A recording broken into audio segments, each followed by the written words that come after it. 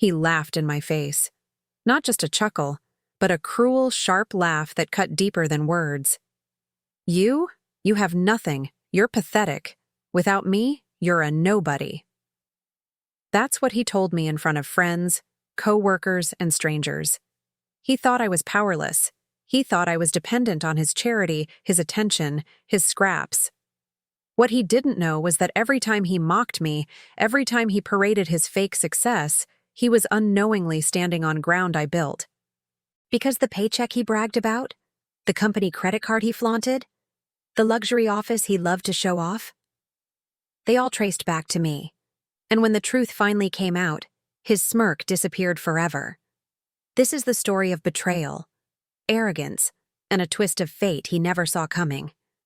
Families are supposed to be safe havens. Mine wasn't perfect, but it was full of love, sacrifice, and hard work. I was raised with the belief that money doesn't define you. Character does. My parents worked long hours just to give us the basics, and they always told me to build something bigger than myself, something that would last. While others my age spent money on nights out or chasing short-term thrills, I spent my youth quietly saving, investing, and planning.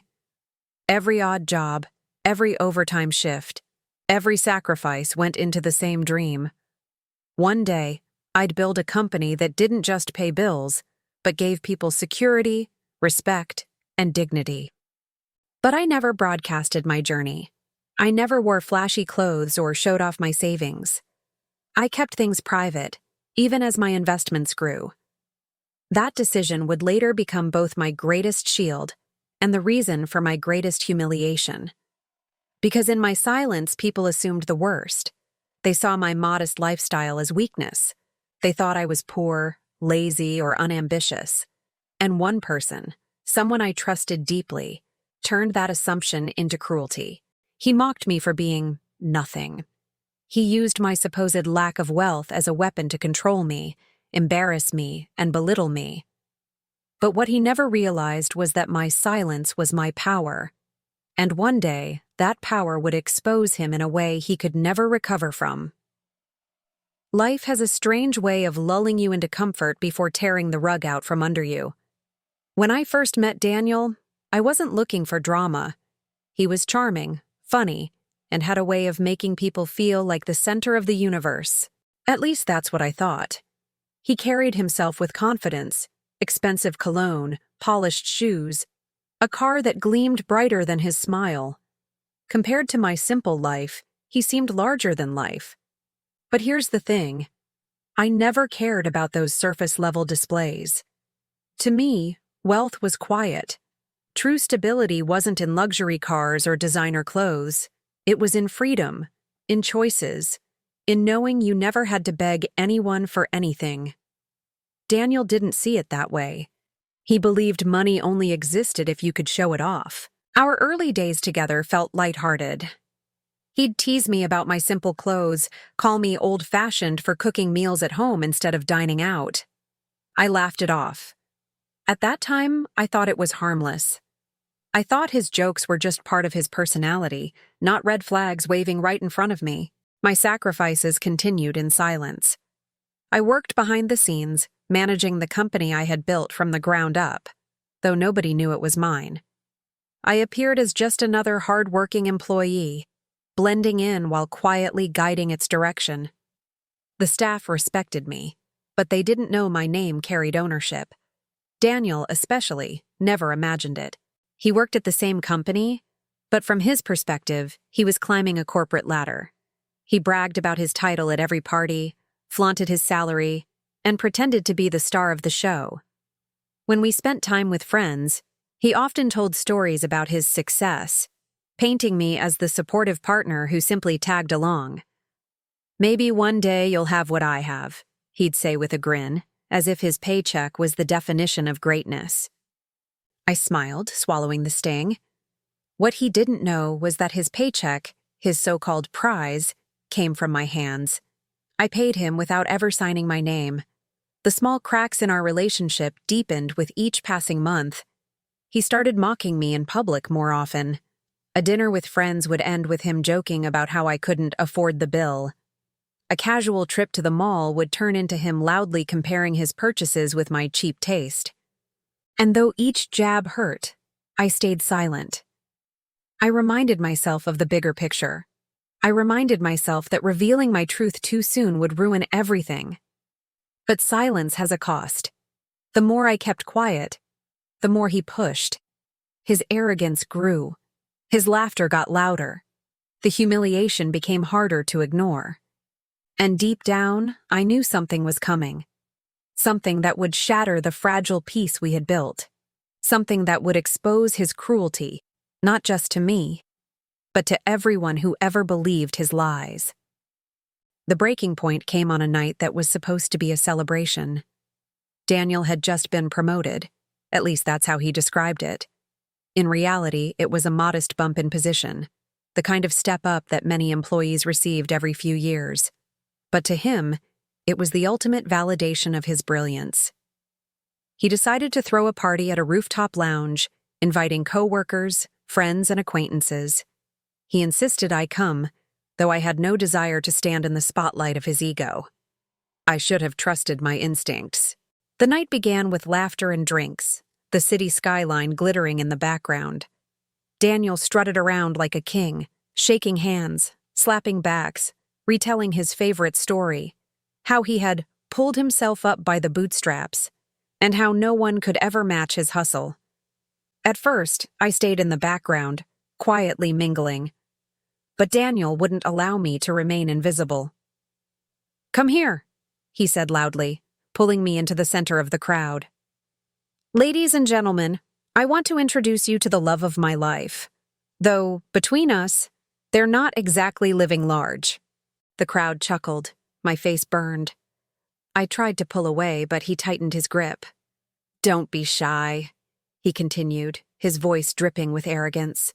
"See, while I'm out here making money moves, my partner here is, well, let's just say they're still figuring life out. No fancy car, no designer clothes, nothing to show off. But hey, someone has to clap for the winners, right?" The laughter that followed was sharper than glass. My heart thudded in my chest.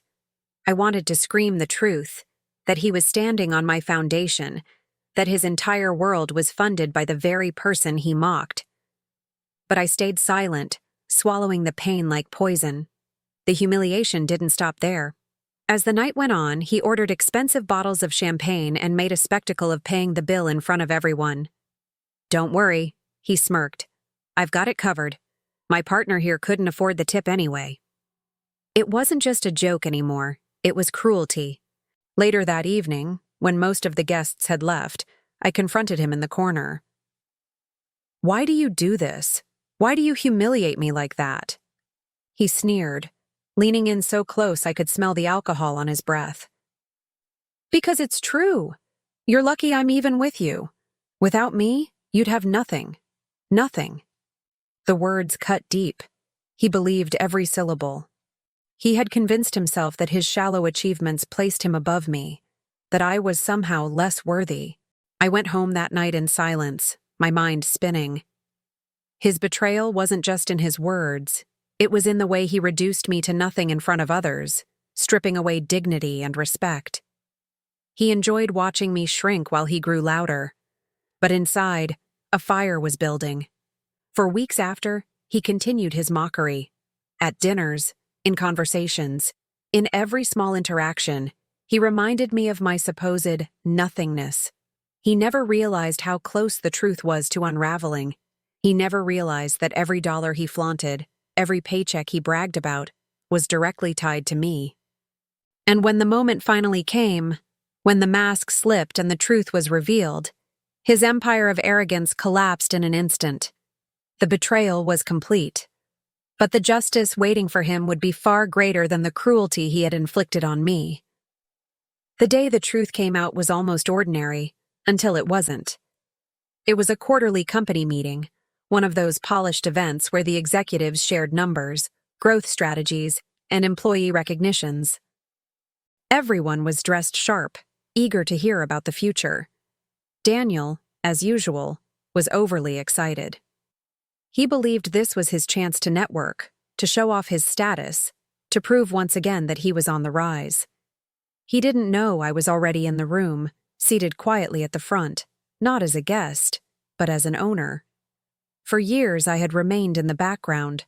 My stake in the company was never announced to regular employees, and I preferred it that way. It gave me the freedom to watch, to observe, and to understand people's true colors without them performing for my title.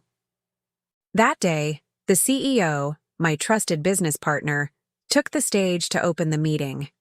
He spoke of growth, success, and appreciation for the employees who made it possible. Then, almost casually, he said, "And today, I'd like to formally introduce someone very important.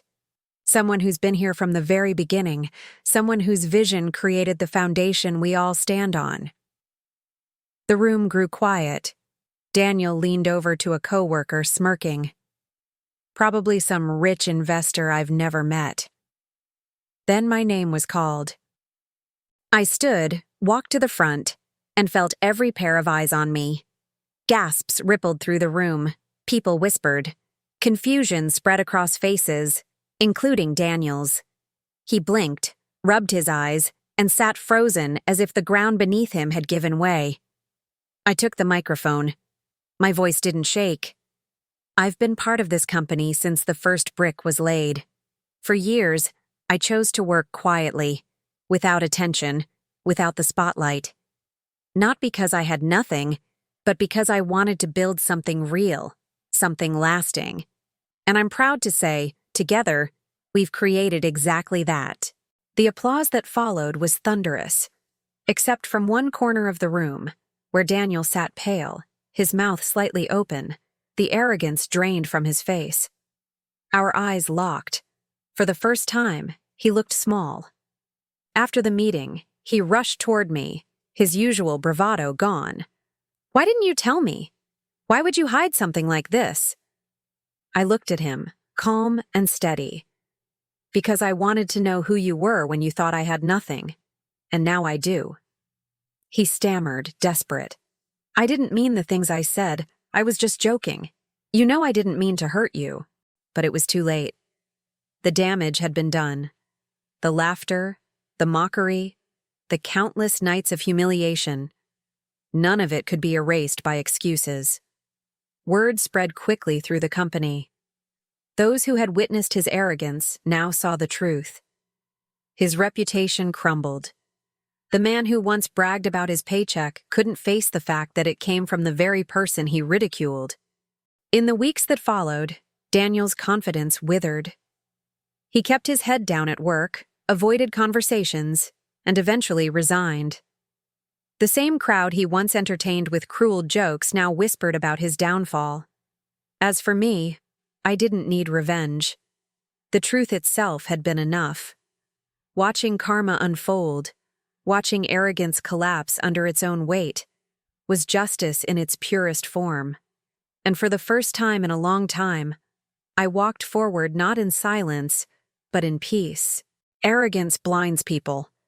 Daniel thought money was measured in flashy cars, loud parties, and mocking those who seemed less.